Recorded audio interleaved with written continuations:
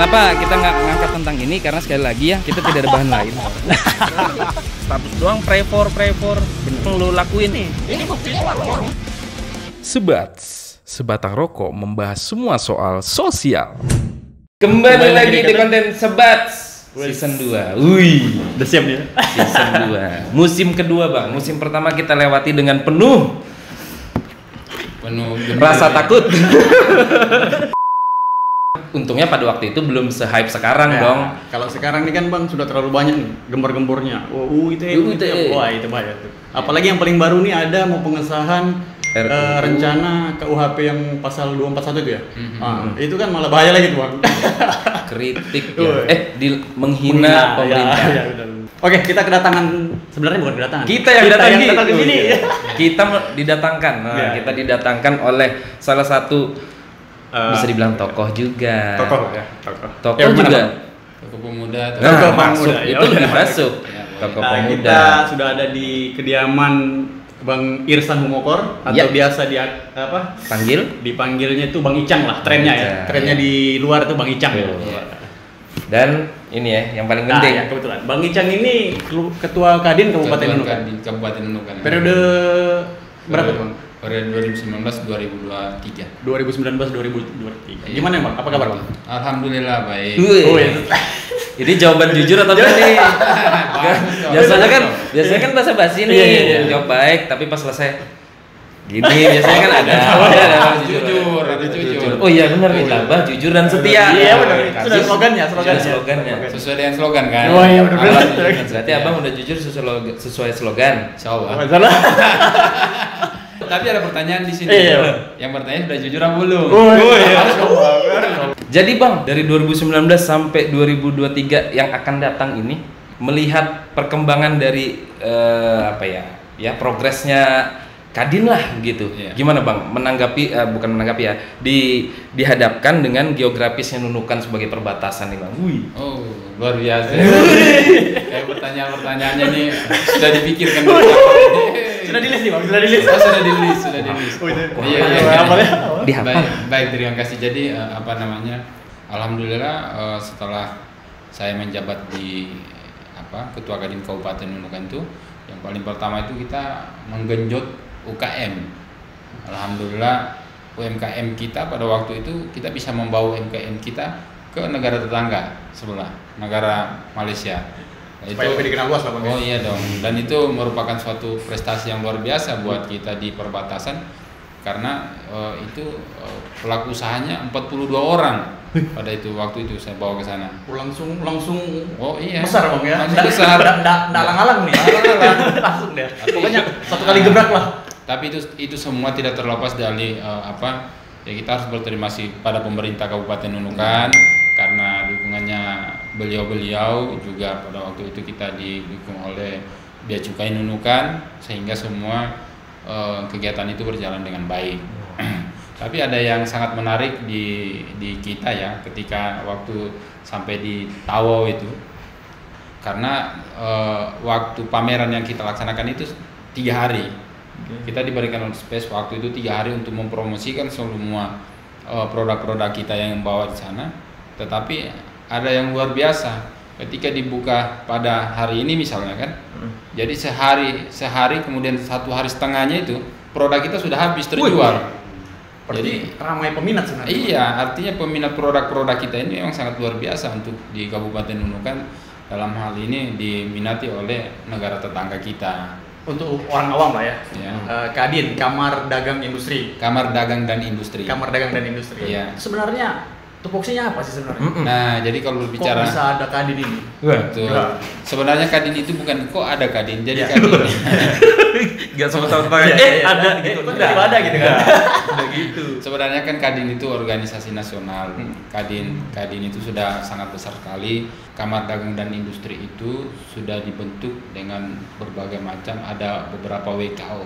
Bahkan di Kabupaten Nunukan itu kita punya 15 WKO. Jadi bukan hanya bergerak di bidang perdagangan saja, tapi kita ada juga bergerak di bidang pendidikan, di bidang UKM, di bidang politik, di bidang perbankan. Ada 15 pokoknya itu yang di Kadin itu sendiri. Berat juga. Ya. Berat juga tugas. Berat. Jadi nggak mikirin cuma ekonomi doang gitu. Oh, bukan. Nah, ini jadi yang harus dipatahkan. Soalnya kan kita kemarin yang seperti kita udah sampaikan sebelum kamera nyala ya. Kita udah survei ke pasar. Kita udah survei kemana-mana. Anak muda di bawah umur 30 tahun tidak tahu apa kepanjangan dari Kadin. Baru kepanjangan baru kepanjangan, belum tahu fungsi-fungsinya nih Bang. Belum tahu ini tugasnya ini. Ternyata seluas itu sebenarnya. Iya betul, memang jadi kalau di Kabupaten Nunukan itu kan sebenarnya Kadin saya sudah periode keempat. Jadi periode pertama itu almarhum sudah Pak Nurdin Effendi sampai periode kedua. Kemudian periode ketiga itu dipegang sama salah satu senior saya juga. Di zaman mereka menjadi ketua Kadin itu belum terlalu teredukasi terhadap masyarakat, terhadap edukasi masyarakat yang luas, sehingga di zaman saya ini memang benar-benar saat saya dilantik pada waktu itu saya semua konsultasi kepada SKPD yang ada di Kabupaten Nunukan. Mulai meraba-raba lagi lah jadi. Dari awal lagi. Iya, mulai dari awal lagi sebenarnya sih. Karena kan yang lebih ngetren pada saat itu Kadin ini kita hanya main di dunia kontraktor. Makanya kalau Kadin ditanya di teman-teman pengusaha dalam hal ini bidang konsultan dan kontraktor itu sangat populer, sangat familiar sekali ya. Tapi kalau anak-anak yang main di luar, anak-anak belum ada pemahamannya. Yang anak-anak jual rombengan, seperti itu ya. Itu tidak tahu Ki. Kepanjangannya tuh nggak tahu. Aku nanya kemarin. Masih ada WA-nya mulai. Segitunya ya. Kalau berarti kalau 3 periode sudah hampir 15 tahun ya Bang ini sini. Iya, hampir 15 tahun. Satu periode 5 tahun ya. Iya, satu periode 5 tahun. Kalau menurut Bang Icang sendiri nih ya, kan dari segi ekonomi lah. Perkembangan ekonomi di Nunukan di mata Kadin, di mata ketua Kadin itu seperti apa sih Bang? Ya alhamdulillah. Jadi saya menceritakan sedikit bahwa perjalanan Kadin di Kabupaten Nunukan ya di saat kepemimpinan saya memang alhamdulillah sudah sangat banyak membantu teman-teman dalam hal ini pelaku usaha yang ada di Kabupaten Nunukan. Nah, salah satu contoh dulu SKPT Sebatik itu masih pada waktu itu masih Pak Iswadin. Nah, setelah beliau menangani SKPT Sebatik, saya juga berkolaborasi dengan beliau, saling memberi support pada waktu itu, dan memang kalau dibilang memang saya sangat salut lah dengan beliau itu. Sekarang beliau sudah pindah di Makassar karena tugas, sehingga sudah dipindah, tepatnya waktunya mau pindah. Itu di awal dari nol mereka membuat suatu gebrakan-gebrakan, tapi alhamdulillah sekarang perkembangan perekonomian di SKPT Sebatik itu sudah sangat luar biasa. Ya, bahkan yang dahulunya penghasilannya mungkin minim, sekarang itu sudah, kalau nggak salah sesuai data di 2019 2020 itu sudah sampai 600 miliar lebih. Wih, omset di sana tuh. Penghasilannya itu. Luar biasa. Itu di bidang apa tuh? Itu di bidang perikanan. Baru perikanan. Berarti bisa dibilang cepat nih Bang. Iya, sangat cepat sekali. Makanya SKPT Sebatik itu luar biasa sih buat saya. Tentunya Kadin juga punya program yang notabene mensupport perekonomian yang ada di perbatasan. Nah, pada waktu itu kami di 2019 kita sudah bekerja sama dengan pihak Filipina, Kabupaten Nunukan dan Filipina Selatan, dan alhamdulillah di 2019-2020 ini kita sudah berjalan dengan baik.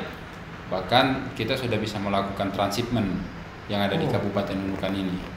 Nah, perdagangan internasional sudah nih. Iya, perdagangan internasional. Kita bahas bukan bahasan lokal lagi nih. Sudah internasional. Makanya transshipment ini kita sudah bisa mendatangkan kapal-kapal dari Vietnam, kemudian kapal dari sudah kelihatan lah ya. Ya, Filipina. Ya, mungkin kalau teman-teman mau lihat kenapa sih kontainer di Nunukan itu sudah sangat banyak, ya, itu kontainer kita itu.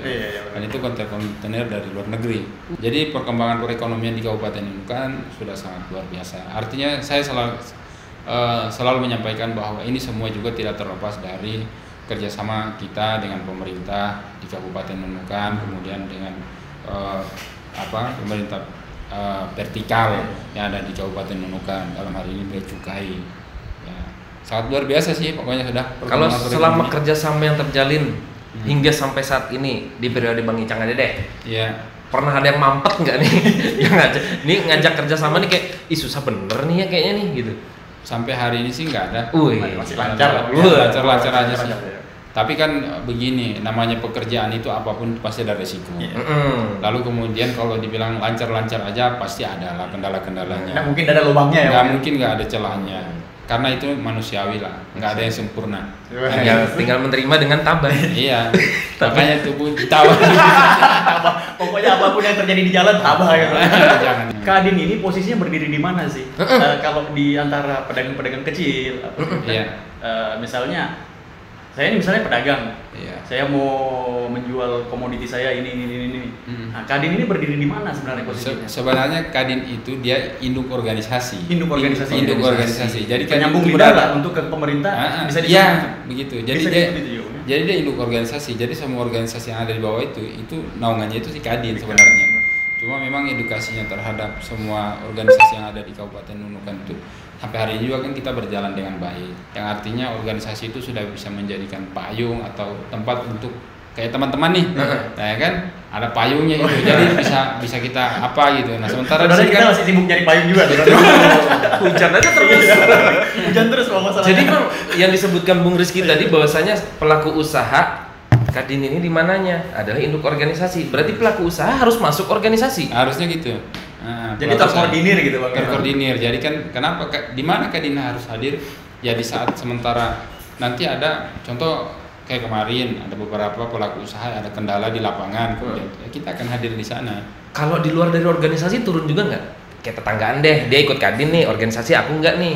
Mau mandiri gitu Bang. Mau mandiri aja nih, pokoknya aku bisa nih mandiri. Ternyata gagal terus. Ketika aku ada masalah ngelapor ke organisasi, ditanggepin nggak? Tetap ditanggapin. Profesional ya? Profesional. Kita sih tidak boleh pilih kasih. Kalau pilih kasih kan tidak boleh juga begitu. Mereka yang belum berorganisasi ini banyak Bang di Nunukan? Banyak. Memang mengedukasi ini kan tidak segampang membolak-balik telapak tangan. Selain mengedukasi, apakah mereka juga terkendala dengan kepengurusan yang susah Bang? Untuk menjadi organisasi? Enggak. Karena Indonesia terkenal dengan birokrasinya yang lumayan panjang Bang ya. Mungkin pikirnya orang nih, kalau aku masuk nanti terlalu panjang begini, tinggal jual aja gitu kan. Alhamdulillah karena memang sudah beberapa banyak organisasi-organisasi atau pelaku-pelaku usaha ketika ada masalah ya kita datang. Alhamdulillah semua bisa terselesaikan. Ya. Tapi kan kita tidak selalu mengekspos apa yang kita bantu gitu dong. Iya. Kan biasanya nanti kalau sudah ada yang itu ekspos kita kan enggak begitu sih. Ada mayem lah ya. Ada mayem aja gitu. Seloyolo gitu. Jadi kalaupun ada hasil yang kita sudah membantu ini ya sudah biar alhamdulillah yang penting sudah jalan gitu aja kan. Kita berjalan begitu aja, tidak perlu harus menyampaikan bahwa Kadin sudah berbuat begini enggak. Tapi kan sebenarnya Bang di sisi yang lain pengeksposuran itu dirasa kan bisa menjadi edukasi juga Bang. Maksudnya, ternyata Kadin itu berperan penting loh. Itu kan termasuk edukatif atau memang Bang Icangnya aja nih yang pengen aku nih orangnya nggak suka show off gitu. Di balik layar aja gitu kayak gitu. Sebenarnya sih saya juga tidak terlalu begitu lah. Tapi dengan sendirinya kan teman-teman contoh gini. Di komunitas umpama penjual handphone gitu lah. Jadi salah satu bermasalah. Kemudian kalau saya satu bantu pasti dia cerita juga. Dari kuping ke kuping. Ya, kita ini kan kalau berbicara Nunukan ini kan bukan hanya berbicara Kabupaten Nunukan kalau di perbatasan ini. Lalu kemudian kita juga ada Krayan. Ya kan? Kemudian ada Lumbis, ya kan Pansiangan. Kemudian banyak lah di perbatasan ini. Berarti warga Nunukan yang terlalu mengeluh terhadap usaha yang susah banget. Apa kabar yang di luar? Apa kabar yang di Lumbis? Karena ini dengar-dengar paling ini ditutup lagi pintu Bang ya katanya. Ya kayak informasi sih begitu, sampai cuma kan karena pelonjakan kasus lagi. Informasi sih begitu, cuma sampai hari ini kan belum lagi, belum masih. Peran Kadin sendiri untuk mengatasi hal-hal seperti ini gimana? Nah ini sangat banyak lah. Jadi kalau kita mau bertanya tentang hal itu di saat pandemi 2018 2019 itu kan sangat luar biasa lah pada waktu itu. Terpuruknya kita tuh luar biasa. Terpuruknya kita kan posisi pada waktu itu tuh Kadin hadir pada waktu itu. Nanti bisa aja itu kita publikasikan kok di Facebook Kadin itu karena kita punya Facebook. Itu semua pergerakan kita post dan itu bukan hanya Kadin sendiri karena kami Kadin sendiri kemudian kerjasama dengan IDI. Saya kerjasama dengan IDI, Ikatan Dokter Indonesia, lalu saya kerjasama dengan Kapolres, kemudian dengan Danlanal, kemudian dengan Kejari. Nah, kemudian banyak dengan berkolaborasi bang. Berkolaborasi. Jadi dengan FKPD. Ya, sekarang memang zamannya kolaborasi bro. Iya dong, kolaborasi itu kan membentukkan suatu wadah yang baik nanti hasilnya dan kuat. Iya, benar. itu yang penting. Iya, Kalau jalan sendiri supaya sejalan lah kan. Iya. Supaya sejalan. Karena kalau kuat susah goyah. Iya, kalau jalan sendiri memang susah. Yang harus disampaikan biar yang di luar ini kan paham. Paham. Ini pertanyaannya bahaya-bahaya. Tidak. Ini ada pertanyaan nih, cuman namanya dirahasiakan gitu. Iya. Kalau berarti lu sempat survei ya? di tengah keheningan, Kan surveinya ini bahaya. Dia sampai pelosok-pelosok kayaknya. Lu ada pertanyaan kayak ini gitu kan? Ngeri. ditulis pakai kertas, dimasukin dalam sedotan lagi gitu. Padahal deket, lu bilang ngapain pakai sedotan? Dia bilang kayak gini, rombengan atau cakar atau ini itu termasuk bisa dibilang menurut mereka adalah ekonomi kreatif katanya. Kearifan lokal. Mereka kearifan lokal. Itu di mata Kadin gimana tuh? Nah, maksudnya? ini pertanyaannya luar biasa ya. Luar biasa berbahaya nih, Bang. Kalau saya mah tidak berbahaya. Oh, iya. Itu justru pertanyaan yang sangat baik. Iya. Saya pertanyaan sangat baik. Bang, saya bentar, Bang. Okay. Itu baru sub satunya, Bang. Ini sub 2. Sub 2-nya mereka sudah menyelenggarakan yang namanya Nunukan Thrift Day sampai volume 3. Benar. Saking pengennya dilihat nih, Bang. Iya, benar. Nah, tapi sampai saat ini pas saya tanya gimana, Bang? Adakah? Sampai saya belum, Bang, masih sendiri aja nih, mandiri aja kita nih. Nah, monggo 2 sub. Ya, yang pertama itu pertanyaan yang luar biasa. Memang kita kalau berbicara tutorial perbatasan khususnya di Kabupaten Nunukan ini, kita tidak terlepas dengan edukasi bahwa kearifan lokal itu memang sangat dimanfaatkan. Karena kenapa? Dari zaman dahulu kala, Indonesia sebelum Indonesia merdeka, Kalimantan Utara, Borneo ini kita satu. Itu yang perlu harus diketahui. Serumpun. Itu yang perlu diketahui. Sehingga ketika berjalannya waktu terjadilah perubahan-perubahan sampai di saat ini. Tapi perubahan-perubahan itu artinya kan tidak bisa serta-merta juga kalau kita sampaikan langsung satu kali stop. Kan tidak seperti itu. Enggak gitu sistemnya. Nggak bisa. Nggak bisa. Makanya kalau ditanya teman-teman yang melakukan itu pameran ya, bisa dikatakan pameran itu ya, yang cakar itu, saya justru mendorong mereka. Tapi satu catatannya, itu hanya berlaku di Kabupaten Nunukan. Artinya itu yang catatan yang paling penting. Ya, hanya berlaku di Kabupaten Nunukan. Artinya kalau masih skopnya itu Kabupaten Nunukan, kearifan lokal itu masih bisa berjalan. Artinya hanya sebatas sampai berapa sih kau mau jual, kan bahasanya begitu. Kalau kau mau jual di Nunukan, tidak mungkin kau mau banyak-banyak kan. Nah, begitu. Bahasanya terputar saja. Barang pakai ya. Barang pakai ini kan barang bisa. pakai. Nah, apalagi sekarang kan lagi ngetren-ngetrennya itu lagi online. Nah, itu kan peluang yang sangat baik sekali itu, saya rasa. Hal-hal seperti itu juga tidak boleh. Ya saya cuma sampaikan, tutup aja semua. Satu kali enggak usah aja. Satu kali enggak boleh. Ya. Jadi jangan ada Milo, jangan ada Tongges, Jadi jangan ada itu. Kalau memang mau dilakukan seperti itu, tutup aja sekalian. Ya, tapi pertanyaannya, apakah ketika itu ditutup solusi buat kita? Tidak. Ataukah ketika itu ditutup kita akan jadi hikmat? Keadaan sekarang hari ini kan bukan memaksa kita, tapi memang itu dari zaman dahulu kala ada kok di sini. Begitu. Udah jadi sekarang budaya sekarang kan kita begini, jangan kan berbicara masalah Kabupaten Nunukan yang berbatasan, kita berbicara Tarakan. Tarakan kan banyak juga cakar di sana. Iya. Ya kan? Berkontainer-kontainer lah kan gitu. Batasnya dari mana gitu. Makanya kemudian Bapak juga. Mana yang kita mau dukung? Anak-anak membuat kayak pameran-pameran yang baik begitu, ketimbang anak-anak lari cara salah. Contohnya dia jual sabu-sabu. Ya, kan kita tidak bisa munafik loh di Kabupaten Nunukan ini, pintu sabu-sabu terbesar ada di kita. Luar biasa ya. Ya kan kita harus sampaikan itu secara fair. Ya kan? Jadi fair lah, kalau misalnya yang begini yang positif nih tidak didukung, yang lain tidak didukung juga. Iya, makanya saya rasa itu lebih bagus. Kan bayangkan kalau mereka dapat kemudian menjual, ada profit lah mereka dapat dari situ. Lalu bukan cuma hanya untuk itu, hanya untuk kebutuhan keluarganya, kebutuhan diri sendiri, dan itu bisa meningkatkan perekonomian. Bahkan omsetnya ternyata sampai ratusan juta, Bang. Iya, makanya peluang atau tantangan besar kita ke depan anak muda. Pertanyaannya lu mau jadi penonton di negeri sendiri gitu, kan? Atau lu jadi pelakunya? Iya, benar. Nah, Itu kan tantangan buat kita. Kayaknya sejauh ini banyak warga Nunukan pemudanya kayaknya bakal jadi penonton nih, Bang. Iya, makanya. Karena setiap ada pertandingan futsal banyak yang nonton, Bang. Iya benar dong. Iya benar. Kecuali dia ikut main kan rusuh. Saat ini memang sih sebenarnya kita lebih fokus ke UMKM. Karena memang UMKM ini sangat dibutuhkan karena fundamental yang memberi kekuatan di saat tahun 98 ya. Kemudian ekonomi begitu down, yang menjadi penopang itu bukan para kontraktor, bukan para pengusaha besar, justru pelaku usaha UMKM itu. Cangcimen. Jadi di monitor tahun 2018 itu seluruh dunia digoncang oleh keadaan ekonomi yang jatuh total. Yang jadi penopang itu ya saya sampaikan bukan para kontraktor atau dan lain sebagainya, enggak. Harusnya ada pelaku usaha UMKM itu yang malah walaupun rodanya bergerak ya tidak signifikan lah, tapi masih bergerak. Nah, yang saya mau sampaikan juga begini. Nah, dengan adanya IKN ini, Kalimantan Utara ini kan sudah ditunjuk sebagai kota pangan nanti, kota pangan yang akan menopang IKN ke depan. Nah, ini juga kan buat peluang juga buat kita anak-anak muda, anak-anak milenial. Harusnya jangan malu lah bertani, Bang ya. Oh iya. Bertani. Pakai baju branded. Branded. Oh iya. Bertani kan ambil baju dicakar kan. Woi, Adidas loh. Baju setting gitu. Ini luar biasa loh. Ini luar biasa buat teman-teman. Memang saya juga tidak menyangka kalau pertanyaannya sampai ke sini.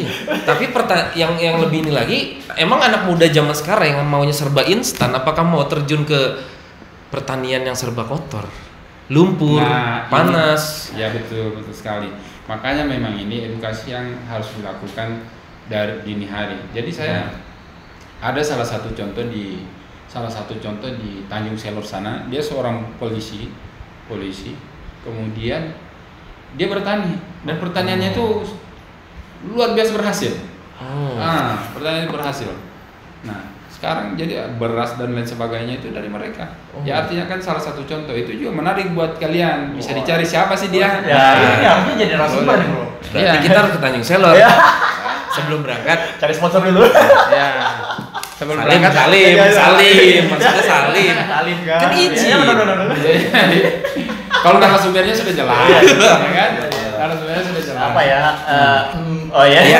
Tinggal dari saliman aja kan. Iya. Ke pertanian, di Nunukan sendiri, Pulau Nunukan kan punya binusan nih. Iya. Tapi kelihatannya waktu kita jalan ke sana pernah bikin konten di salah satu gubuk yang ada di sawah, ada beberapa petak yang rak, yang padahal udah tinggal garap, kondisi lahannya juga bagus gitu, nggak gersang gitu padahal. Jadi begini, saya juga sempat jalan-jalan ke sana, sempat menanyakan karena memang di saat pandemi ini itu sangat banyak merubah konstelasi tentang perubahan perekonomian. Salah satu contoh yaitu, jadi tadinya orang-orang yang notabene-nya beladang itu atau turun ke sawah itu banyak perubahan dengan kemajuannya rumput laut Kabupaten Nunukan. Oh iya. Begitu. Masa orang bukan karena dia tidak bertani ya, bukan tidak bekerja, tidak, tapi dia melihat peluang yang bagus. Besar. Makanya dia ke rumput usaha rumput laut. Kalau kita bicara rumput laut, masuk lagi rumput jalur laut. di laut kan udah tutup nih. Iya, sampai udah tutup. Kapal-kapal mau lewat udah tutup. Sampai kemarin sempat saya dengar itu ada kasus kapal nabrak rumput laut, penjemuran rumput laut, penjemuran sih, bentangan rumput laut, ganti rugi di tempat seperti itu. Nah, ini kan ada regulasinya harusnya. Nah, betul. Nah, perannya Kadin di sini gimana? Jadi begini, kalau berbicara tentang tutorial laut itu kan bukan wewenang kita, bukan juga lingkungan kita berbicara tentang itu. Nah, berbicara tentang rumput laut yang sudah banyak dan lain sebagainya itu juga kita sudah konsultasi. Nah, tapi semuanya itu kembali ke pemerintah provinsi Kalimantan Utara. Nah, jadi memang saya kebetulan pada waktu itu sudah 3 bulan yang lalu ya mensosialisasikan hal itu, dan dari pemerintah provinsi dalam hal ini di Dinas Perikanan itu juga sudah ikut, karena kami pada waktu itu didampingi oleh Satgas Pangan dari Polda Kalimantan Utara. Pada waktu itu saya sempat dijadikan partner mereka untuk membantu mengedukasi ke pelaku usaha. Nah ini rencana nanti mudah-mudahan di tahun ini jalur-jalurnya itu akan ditata. Lebih ditata lah, Bang. Lebih ditata. Walaupun regulasi tetapnya belum ditetapkan misalnya. Sebenarnya regulasinya sudah ada. Sudah ada, regulasinya sudah ada. Makanya itu kan pernah tahu. Jadi nanti jalur yang mau disampaikan itu sudah ada sudah ada rambu-rambu. Ya, gitu. itu sebenarnya mau ditahu nih. Ya. Supaya dari bentang misalnya dari bibir pantai berapa ratus. Nah, itu nanti sudah ada peraturannya yang mereka sampaikan. Kemudian titik-titiknya dan para pelaku usaha pasti ada pertanyaan begini. Kira-kira mau enggak yang sudah menanam kemudian digeser? Nah, itu pertanyaan. Alhamdulillah kita pada waktu, ya kan? Tapi alhamdulillah pada waktu itu ketika kita sudah kumpul dengan semua pengusaha-pengusaha rumput laut, petani-petani rumput laut, kemudian seluruh lah yang terkait masalah rumput laut, mereka siap kok. Intinya mereka siap mengikuti aturan pemerintah. Wah, ya begitu. Berarti legowo lah ya. Oh iya.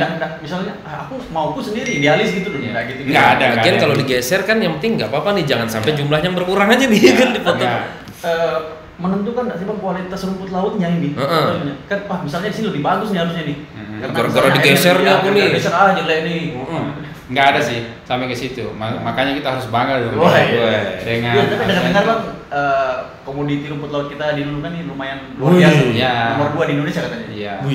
Iya. Tahu yang nomor 1 apa Ki? Iya, betul. Rumput tetangga. Ya. Ngeri. Iya dong.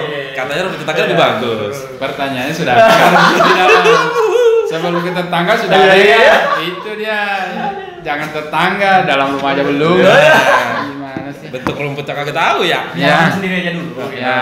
Halaman sendiri aja dulu. Dirapikan dulu. Baru tetangga gitu. Emangnya tetangga di sini? Sebisanya janganlah. Terakhir Bang, kita menutup pertemuan kita malam ini. Harapannya Kadin ke depan ini gimana?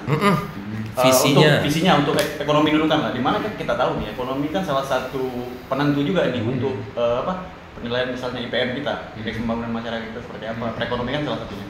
Harapan Kadin itu gimana Mas? Baik, jadi kalau harapan kita ke depan ini semoga dengan menjadinya Kalimantan Pulau Borneo ya. Saya selalu menyampaikan begini, bahwa harapan besar itu ada di Kalimantan Utara, khususnya di Kabupaten Nunukan itu sangat besar. Kenapa? Karena Kalimantan Utara kita ini berada di negara tetangga yang dikelilingi oleh 5 negara tetangga.